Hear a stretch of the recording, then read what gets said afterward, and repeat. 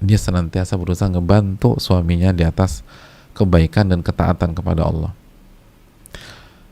Suaminya dihadapkan transaksi haram, semua nge-push suaminya untuk sign, untuk tanda tangan, untuk mengiyakan.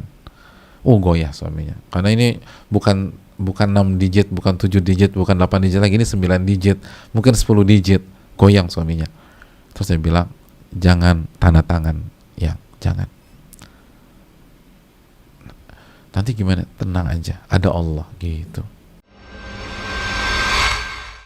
Bismillahirrahmanirrahim.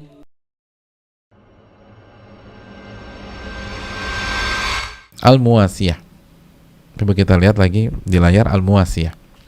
Alif lam mim waw alif sin ya dan ta marbutah. Al-Muwasiyah. Al-Muwasiyah. Siapakah Al-Muwasiyah ini? Al-Muwasiyah itu jamaah sekalian adalah wanita yang hobinya membantu suaminya dalam kebaikan. Hobinya ngebantu suami. Tuwasi zaujaha wa taqifu ila janbi. Jadi dia senang membantu suaminya dan selalu berusaha berdiri di sisi suaminya, di samping suaminya, khususnya dalam masalah, dalam ujian dan seterusnya. Orang-orang pada ninggalin suaminya, dia akan katakan, aku berdiri di sampingmu gitu.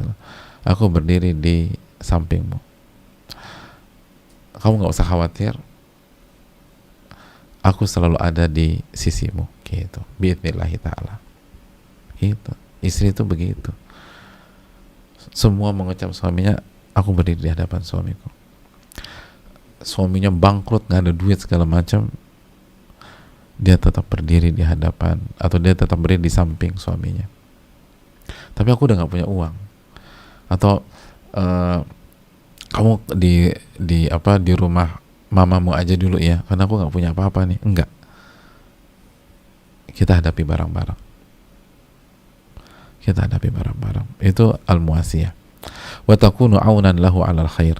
Dia senantiasa berusaha ngebantu suaminya di atas kebaikan dan ketaatan kepada Allah.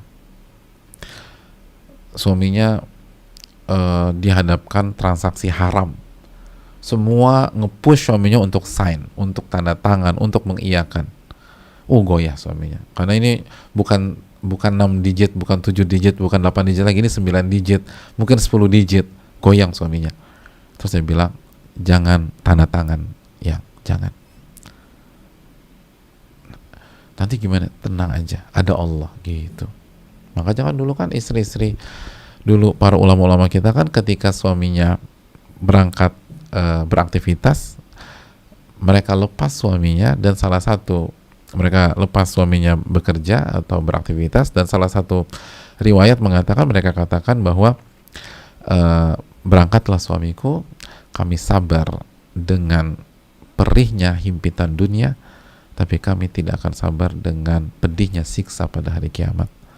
Jangan bawa harta kecuali yang halal ke rumah, walaupun kecil, walaupun 1 rupiah, walaupun 2 rupiah. Jangan bawa yang haram ke sini, kasih yang halal aja.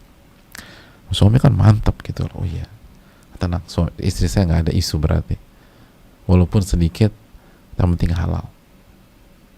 Itu istri zaman bahala tuh begitu.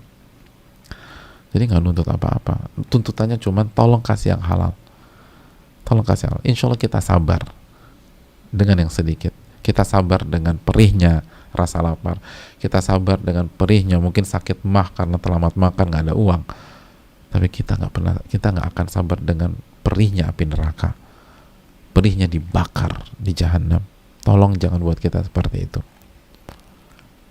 Oleh karena itu, jamaah sekalian yang muliakan, dia akan berdiri di samping suaminya agar suaminya di atas kebenaran, di atas ketaatan, dan nggak goyah. Dan dia ngebantu suaminya bahagia. Lihat, ini penting, catat, wa alama fihi sa'ada wal falah. Dan dia mensupport suaminya agar mendapatkan kebahagiaan dan keberuntungan. Jadi dia nggak egois, dia nggak berpikir dirinya sendiri. Dia akan berpikir, apa yang membuat suami saya senang ya? Apa yang membuat suami saya bahagia? Apa yang membuat suami saya itu merasakan kenyamanan? Dan dia akan berikan itu. Dia akan bantu suaminya untuk bahagia. Dia akan bantu suaminya untuk mendapatkan ketenangan, kesenangan, kenyamanan. Walaupun dia harus mengorbankan dirinya sendiri. Walaupun dia harus tahan egonya. Dia harus korbankan ambisinya, tapi demi suaminya. Itu al-muwasiyah. Dia nggak egois. Dia nggak kekanak-kanakan. Dia nggak hobi nuntut hak. Bahkan dia tanggalkan haknya demi suaminya. Biar suaminya nggak pusing mikirin dia. Biar suaminya nggak ada beban. Biar suaminya bisa fokus ke yang lebih besar dan seterusnya. Dia nggak mau waktu suaminya habis cuma buat ngurusin dia aja. Dia ingin memberikan sesuatu buat suaminya biar suaminya lebih maslahat, lebih manfaat dan lain sebagainya. Itu al-muwasiyah. Apa yang membuat suami saya bahagia, saya akan support. Apa yang membuat suami saya senang, saya akan dukung. Tapi ngorbanin kamu loh mbak, nggak masalah. Semoga Allah tolong. Itu al-muwasiyah. Itu wanita-wanita terbaik. Dan orang wanita nggak mungkin nggak ditolong sama Allah, tuh nggak mungkin. Wanita-wanita seperti ini nggak mungkin nggak ditolong sama Allah. Itu pasti ditolong oleh Allah. Pasti dikasih keberkahan. Pasti dikasih pahala besar. Jadi dia hobi menolong suaminya. Apa yang bisa saya lakukan? Apa yang saya bisa korbankan? Apa yang saya bisa perjuangkan untuk kebahagiaan suami saya dan kenyamanan suami saya dan seterusnya. Dan Allah nggak akan zalim kok. Alam semesta ini punya Allah, ada yang punya. Ketika Allah lihat kita berkorban, Allah akan berikan. Kan wasbir, sabarlah. Fa innallaha la yudhi'u ajral muhsinin. Allah nggak akan sia-siakan ganjaran orang-orang yang berbuat baik, kan begitu. Jadi Allah pasti akan ganti. Tapi begitulah wanita terbaik. Wanita terbaik tidak berpikir hak, tapi berpikir kewajiban. Dan bukan hanya sebatas kewajiban, dia berpikir apa yang bisa membuat suaminya bahagia, apa yang bisa membuat suaminya bahagia. Dan dia yakin Allah pasti akan mengganti. Allah berfirman sekali lagi dalam surat Hud ayat 115, wasbir fa innallaha la yudhi'u ajral muhsinin.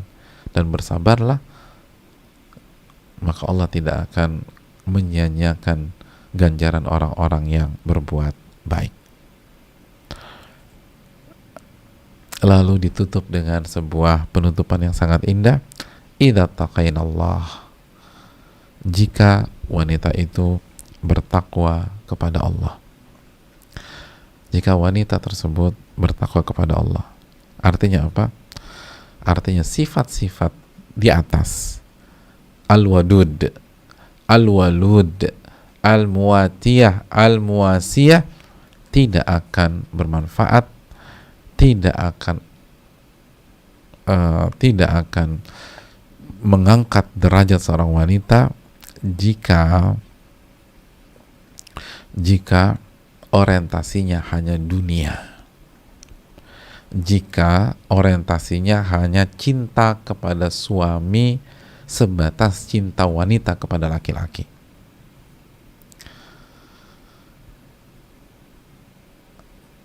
Makanya para ulama mengatakan anna hadhihi sifat innama takunu nafi'atan lil mar'ati bidza idza taqatillaha. Sesungguhnya sifat-sifat di atas baru bermanfaat bagi seorang wanita jika dia bertakwa kepada Allah. Kalau saja ada wanita yang penuh kasih sayang, perfect lah, cinta dan kasih sayangnya, lembutnya udah perfect, al-walud, lalu banyak anak,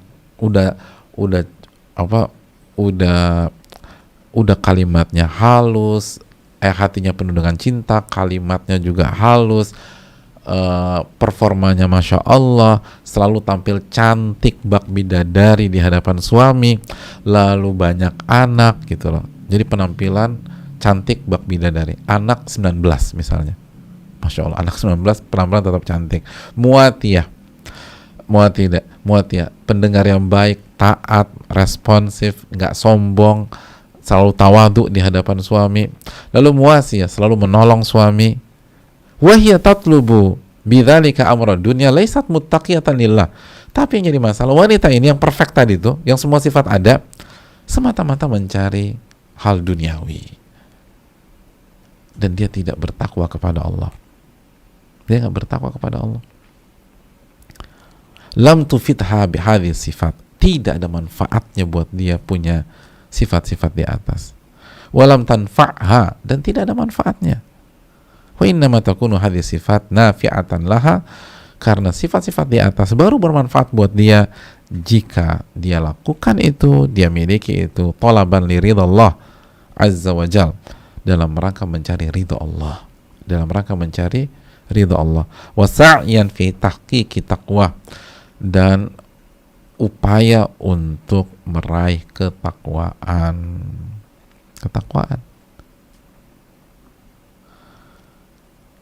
Jadi mencari ridha Allah dan berusaha bertakwa. Nah, wanita bertakwa bukan hanya begini aja. Dia akan jaga sholat, dia akan jaga tauhidnya, dan dia tidak mau melakukan kesyirikan. Dia jaga busananya di luar rumah, dia jaga zikirnya, dia berusaha bertakwa kepada Allah. Jadi sifat-sifat di atas tidak ada manfaatnya jika hanya sebatas cinta wanita ke laki-laki, hanya untuk mendapatkan dunia, gak ada manfaatnya.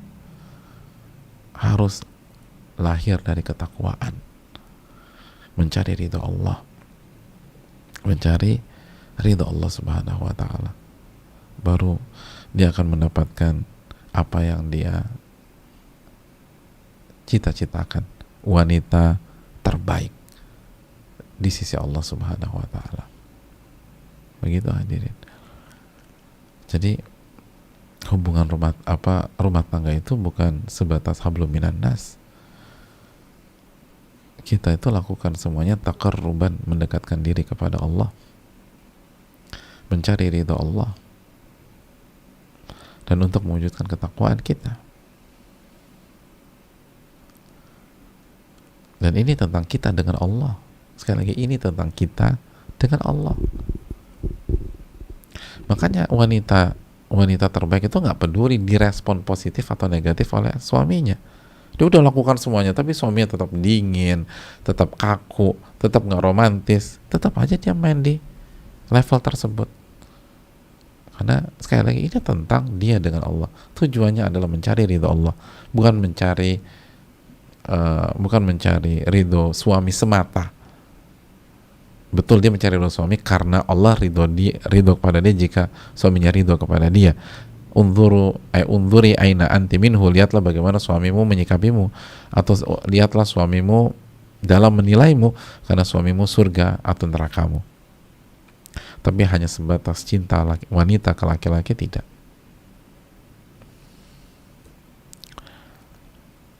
Ini tentang mencari ridho Allah, ini tentang keikhlasan, ini tentang penghambaan, ini tentang penghambaan di dalam rumah tangga, dan bagaimana kita meraih ketakwaan. Hadis yang sangat menarik, hadis yang sangat luar biasa. Semoga bisa menjadi ibrah bagi kita. Al-wadud, al-walud, al-muwatiyatu, al-muwasiyatu idza taqainallaha. Penuh cinta dan kasih sayang, subur, dan kalau punya penyakit atau kendala tanpa ada kelalaian, tidak ada masalah. Hal yang ketiga, hobinya adalah menjadi pendengar sejati, pendengar setia, nurut, taat, dan respon, tidak meninggikan diri, tidak menyombongkan diri, dan terus merasa rendah dan nol di hadapan suami. Lalu dan tentu saja yang pertama merasa rendah di hadapan Allah, lalu dia lalu muasiyah, hobinya menolong suaminya, dan semua itu dilakukan dalam rangka takwa kepada Allah.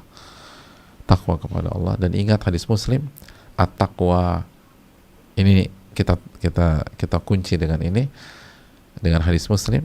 Nabi katakan at-taqwa hahuna, at-taqwa hahuna. Jadi at-taqwa hahuna, inti ketakwaan itu di sini, sambil menunjuk qalbu beliau.